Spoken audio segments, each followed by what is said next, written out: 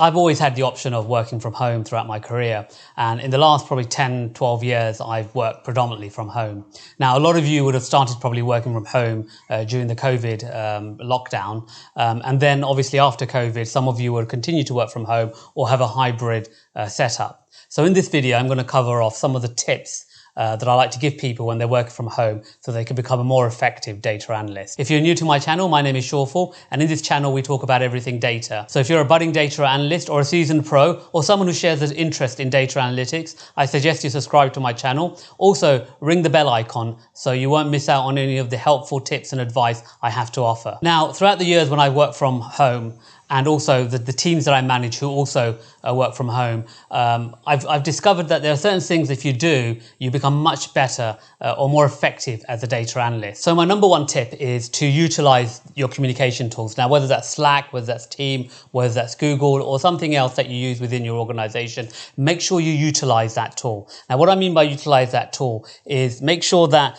you are using that constantly to communicate with your colleagues, with your peers, with stakeholders, with other people in the organization. And it doesn't always have to be about work. So a lot of the time people think that I should only communicate with someone when it's about work. They see it as like an email, but communication tools should be about how you can engage with the organization when you're not physically there. Now, data analysts typically just like to sit in front of their screens, put their headphones on or play some music or whatever, but just like to be isolated and work on the problem that they're being given, which is great. And that does, mean that you're much more productive when you're working from home because you are focused on the task that you're doing and you don't have to worry about someone coming and interrupting you. You can just focus on that. But it does mean that you're not aware of what's happening within the organization. So that's why you should utilize these communication tools. And it may be that you're just observing what the discussion is happening. You may not proactively comment or share anything on the channels, but at least be aware of what's going on within the organization.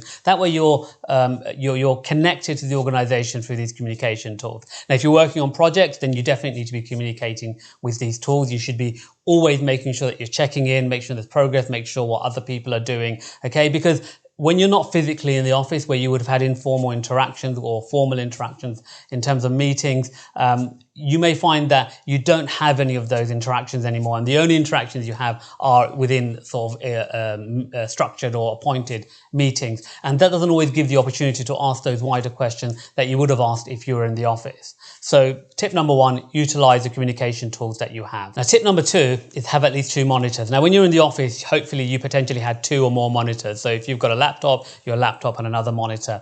If you can, you should try and replicate at least 2 monitor setup at home. Okay. Now, I know it's not possible for everyone because you may not have a dedicated space to put that monitor.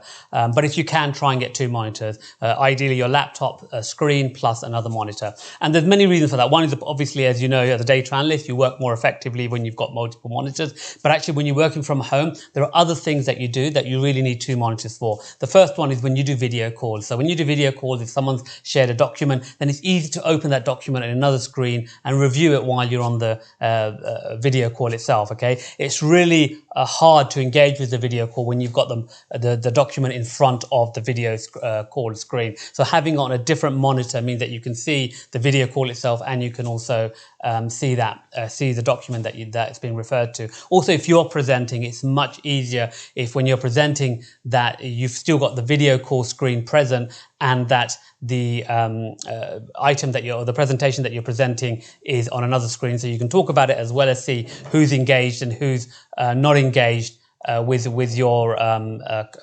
presentation. The other thing about having 2 monitors when you're working from home is that if you're working on one monitor, let's say you're analyzing data or creating a dashboard or something in Excel, having that talking about the communication tools that I was talking about earlier, having that on a separate screen, you can always see what's pinging up. So if any messages are coming up that are addressed directly to you, you can actually see them, because sometimes you can miss the notifications on your taskbar. So having Slack or Teams or whatever up on another screen means that when messages come through, you'll notice them immediately. And that just means that, again, it helps in effective communication, and effective communication is always good to be effective as a data analyst. The third tip that I have is step away from problems. So sometimes you might be given a data brief or you're working on something and you just can't get your head around it. You can't solve that problem. Now, when you're working from home, there is a temptation just to sit at your desk and try and solve that problem, because in an office environment, you would have had natural breaks where you may have colleagues may have interrupted you. You may walk to have a coffee.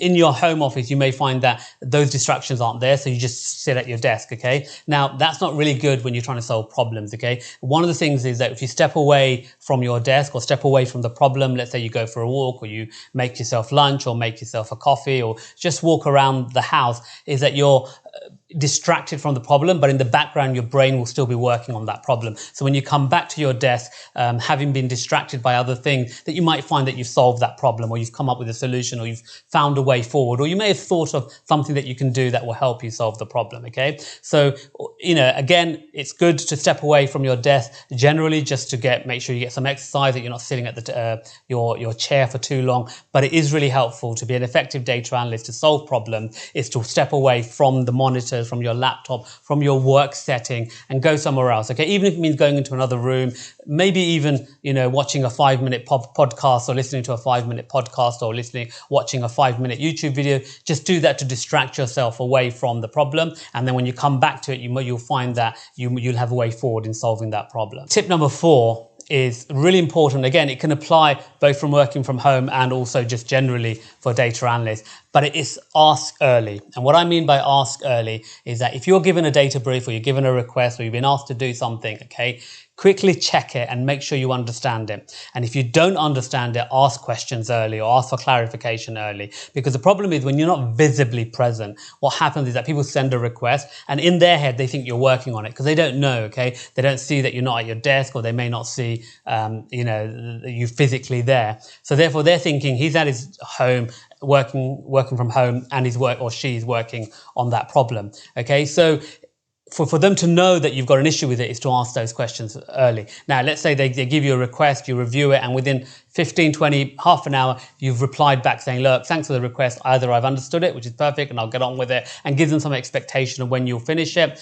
Or, I don't understand it. These are the reasons I don't understand it. Can you give clarification on this? Can I ask a question about this? What do you mean by this? You can ask those. That now means the ball is back in the requester's court, your stakeholders' court, and they will then decide that that you're not working on it because you've got these outstanding questions that they need to solve. And if it's urgent for them, they will then prioritize and answer those questions for you. Or they may ask you to jump on a call so they can explain to you the brief. Now, the second thing to do is, once you've got that clarification early, is to replay the brief back to them. Now, like I said, when you're physically in the office, it's easy for you to ask colleagues. It's easy to walk up to the stakeholder and say, you've just given me this brief, I just need to understand what it is. But when you're not physically there, in your head, you may think, oh, I'll ask them at the next time I meet them, or I might ask them I might send a meeting invite for them to join so I can ask them.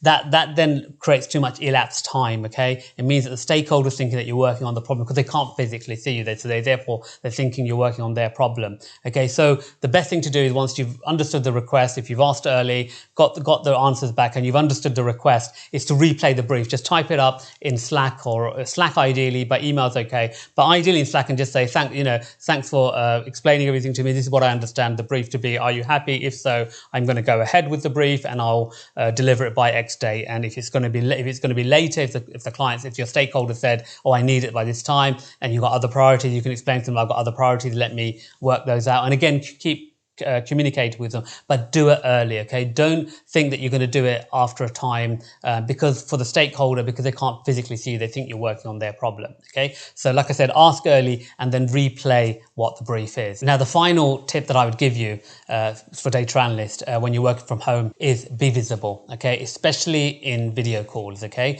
But generally, like I said in my first point, utilizing your communication skills, utilizing your communication tools. You should be using those to communicate with the wider organization, because as analysts, we really like to be insular. We like to take our problem and sit in our desk, and even just within our team maybe solve the problem. But typically we like to solve it ourselves. We just like to sit there and solve it, okay? Now, that was fine in the office because people could physically see you. They could see you sitting there at your desk working, and they'll think, oh, good, he's working. And especially if you're working late, okay, they physically see that you're there.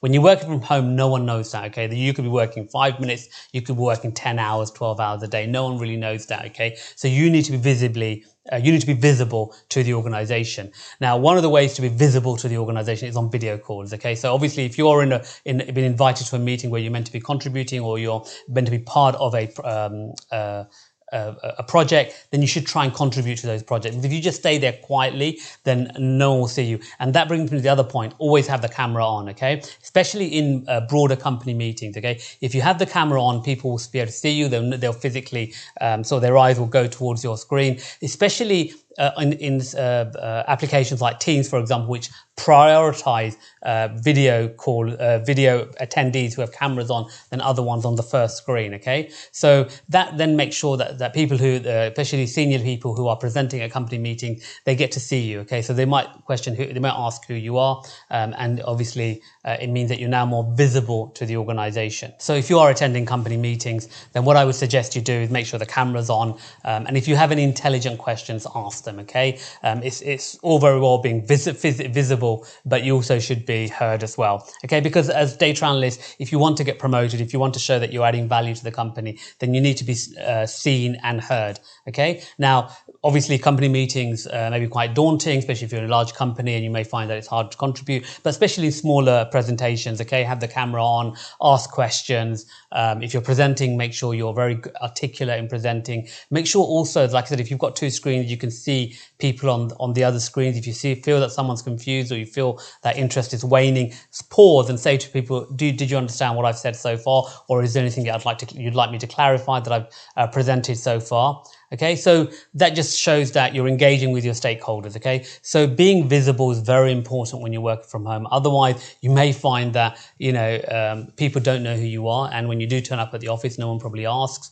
And so therefore, when you are on video calls, if you're in meetings, make sure that you contribute and you are visible in those meetings. And it's, again, like I said, it's quite important to be visible if you're looking to get promoted, if you're looking to show that you add value to the company, and especially if you're looking to get involved in interesting projects. Okay, that's it for this video. If you enjoyed the video, please do like and share the video.